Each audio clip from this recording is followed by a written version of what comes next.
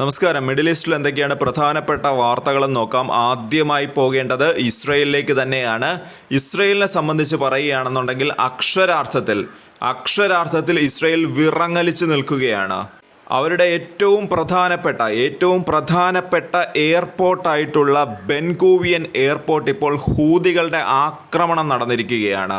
ഈ ഒരു ആക്രമണം വ്യക്തമാക്കുന്നത് ഇസ്രയേലി പ്രതിരോധ സംവിധാനത്തിൻ്റെ പാളിച്ചകൾ തന്നെയാണ്. ഈ ഒരു ആക്രമണത്തിൽ ഇസ്രയേൽ പറയുന്നത് 3 പേർക്ക് പരിക്ക് സംഭവിച്ചു എന്നാണ്. എന്നാൽ യഥാർത്ഥ കണക്കുകൾ എത്രയാണ് എന്നുള്ളത് നമുക്കിപ്പോഴും അവ്യക്തമായി തന്നെ തുടരുകയാണ്. ഇസ്രയേലിൻ്റെ തന്നെ ഏറ്റവും പ്രധാനപ്പെട്ട എയർപോർട്ടായിട്ടുള്ള ബെൻഗൂവിയൻ എയർപോർട്ട് ഇപ്പോൾ നിരവധി ഫ്ലൈറ്റുകളാണ് തടസ്സപ്പെട്ടിരിക്കുന്നത്. എന്നാൽ IDF ഇസ്രയേലി ഡിഫൻസ് ഫോഴ്സ് ഇത് സംബന്ധിച്ച് പ്രതികരിച്ചിട്ടുണ്ട്. അതായത് തങ്ങൾക്കൊരു തോൽവി സംഭവിച്ചിരിക്കുന്നു. അതായത് ഈ ഒരു മിസൈൽ, യമനിൽ നിന്ന് വന്ന ഹൂതികൾ അയച്ച ഈ ഒരു മിസൈൽ കണ്ടെത്തി നശിപ്പിക്കാൻ, ഇന്റർസെപ്റ്റ് ചെയ്യാനായിട്ട് ഞങ്ങൾക്ക് സാധിച്ചില്ല എന്നുള്ള കാര്യം IDF തന്നെ ഇവിടെ വ്യക്തമാക്കുന്നു.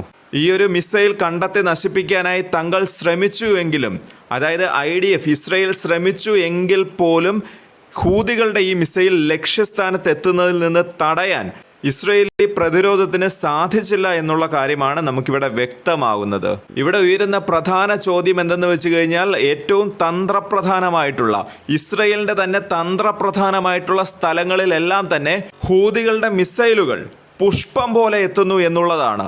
എവിടെയാണ് ഇസ്രയേലിൻ്റെ ഏറ്റവും പാടിപ്പുകഴ്ത്തിയിരുന്ന പ്രതിരോധ സംവിധാനങ്ങൾ? തീർച്ചയായിട്ടും വരും ദിവസങ്ങളിൽ ഇത് സംബന്ധിച്ച്, ഈ ഒരു പ്രതിരോധ സംവിധാനത്തിലുണ്ടായ വീഴ്ചയെ സംബന്ധിച്ച് ഇസ്രയേൽ ഇരുത്തി ചിന്തിക്കുകയും അതിനനുസരിച്ചുള്ള പ്രതിരോധ നടപടികൾ എടുക്കുകയും ചെയ്യുമെന്ന് തന്നെയാണ് കരുതപ്പെടുന്നത്. അതിനിടെ മറ്റൊരു വാർത്ത വരുന്നുണ്ട്. സിറിയയിൽ ഇസ്രയേലും തുർക്കിയും നേർക്കുനേർ വരുന്നു. തുർക്കിയുടെയും ഇസ്രയേലിൻ്റെയും പോർ വിമാനങ്ങളാണ് ഇപ്പോൾ നേർക്കുനേർ വന്നത് എന്ന രീതിയിലാണ് വാർത്തകൾ വരുന്നത്. എന്നാൽ പരസ്പരം നേരിട്ടുള്ള ഒരു ഫൈറ്റിലേക്ക് അവർ പോയിട്ടില്ല എന്നുള്ളത് വളരെയധികം ആശ്വാസകരമായിട്ടുള്ള ഒരു കാര്യം തന്നെയാണ്. ഈ പറയുന്നത് മൊത്തം സിറിയയിൽ നടക്കുന്ന കാര്യമാണ്. കഴിഞ്ഞ ദിവസങ്ങളിൽ സിറിയയിലെ നിരവധി പ്രദേശങ്ങളിലാണ് ഇസ്രയേൽ ബോംബുകൾ വർഷിച്ചത്. ഇസ്രയേലിന്റെ ഇത്തരം പ്രവർത്തികളോട് തുർക്കി തങ്ങളുടെ അതൃപ്തി അറിയിക്കുകയും അവിടെ ചെയ്തിട്ടുണ്ട്. ഈ 2 രാജ്യങ്ങളും, അത് ഇസ്രയേൽ ആയിക്കോട്ടെ തുർക്കി ആയിക്കോട്ടെ, ഈ 2 രാജ്യങ്ങളും സിറിയയിൽ തങ്ങളുടേതായിട്ടുള്ള ഒരു സ്ഥാനം ഉണ്ടാക്കിയെടുക്കുന്നതിന് വേണ്ടിയിട്ടാണ് ഇപ്പോൾ പരിശ്രമിച്ചു കൊണ്ടിരിക്കുന്നത്. നമുക്കറിയാം, സിറിയയിലെ പണ്ടത്തെ ഭരണാധികാരി ബാസർ അൽ അസദിന്റെ ഭരണകൂടം താഴെ വീണതിന് ശേഷമാണ് ഈ 2 രാജ്യങ്ങളും തങ്ങളുടെ സ്ഥാനം ഉറപ്പിക്കുന്നതിന് വേണ്ടിയിട്ടുള്ള കരുക്കൾ നീക്കുന്നത്. മറ്റൊരു വാർത്ത വരുന്നത് ഗസയിൽ നിന്നാണ്. ഗസയിൽ ഇപ്പോൾ ഹമാസിൻ്റെ ഒരാക്രമണത്തിൽ, ഹമാസ് നടത്തിയ ഒരു സ്ഫോടനത്തിൽ ഇപ്പോൾ 2 ഇസ്രയേലി സൈനികർ മരിച്ചു എന്ന രീതിയിൽ വാർത്ത വരുന്നുണ്ട്.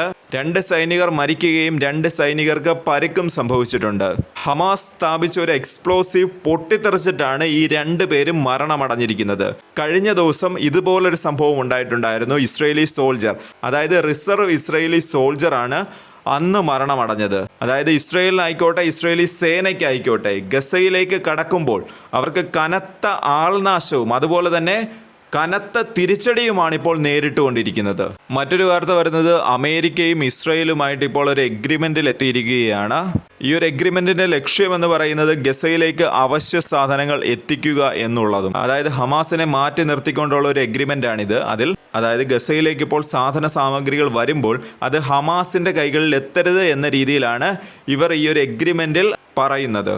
2 മാസം മുമ്പ് വെടിനിർത്തൽ കരാർ അവസാനിച്ചതിന് ശേഷം ഗസയിലേക്ക് ഇസ്രയേൽ ഹ്യൂമാനിറ്റേറിയൻ എയ്ഡുകൾ തടഞ്ഞു വെക്കുന്ന ഒരു കാഴ്ചയായിരുന്നു നമുക്ക് കാണാൻ സാധിച്ചത്. എസെൻഷ്യൽസ് ആയിട്ടുള്ള ഫുഡ്, വാട്ടർ, മെഡിക്കൽ ആവശ്യങ്ങൾ തുടങ്ങിയ എല്ലാ സാധനങ്ങളും ഇസ്രയേൽ തടഞ്ഞു വെക്കുന്ന ഒരു കാഴ്ചയായിരുന്നു കാണാൻ സാധിച്ചത്. അതിനാൽ തന്നെ ഗസയിൽ പട്ടിണി വർദ്ധിക്കുന്നു എന്ന രീതിയിൽ UN ഏജൻസികൾ തന്നെ ഇവിടെ പറയുന്ന ഒരവസ്ഥയുണ്ടായി. ഈ ഒരു എഗ്രിമെന്റ് പ്രകാരം ഈ ഗസയിലേക്ക് സഹായം എത്തുക ഒരു ഇൻഡിപെൻഡന്റ് ഓർഗനൈസേഷൻ വഴിയായിരിക്കും. എന്നാൽ അമേരിക്കയും ഇസ്രയേലും തമ്മിൽ നടക്കുന്ന ഈ ഒരു എഗ്രിമെന്റ് എത്ര കണ്ട് വിശ്വസിക്കാൻ സാധിക്കുമെന്നുള്ളത് വളരെ വലിയൊരു ചോദ്യചിഹ്നമായി തന്നെ അവിടെ നിലനിൽക്കുന്നുണ്ട്. ഇത് സംബന്ധിച്ച് നിരവധി പേരാണ് ഈ ഒരു സംശയം ഉന്നയിക്കുന്നത്. ഇനി ഇവരെ വിശ്വസിക്കാൻ പറ്റുമോ ഇല്ലയോ എന്നുള്ള ഒരു ചോദ്യം അവിടെ പലരും ഉന്നയിക്കുന്നുണ്ട്.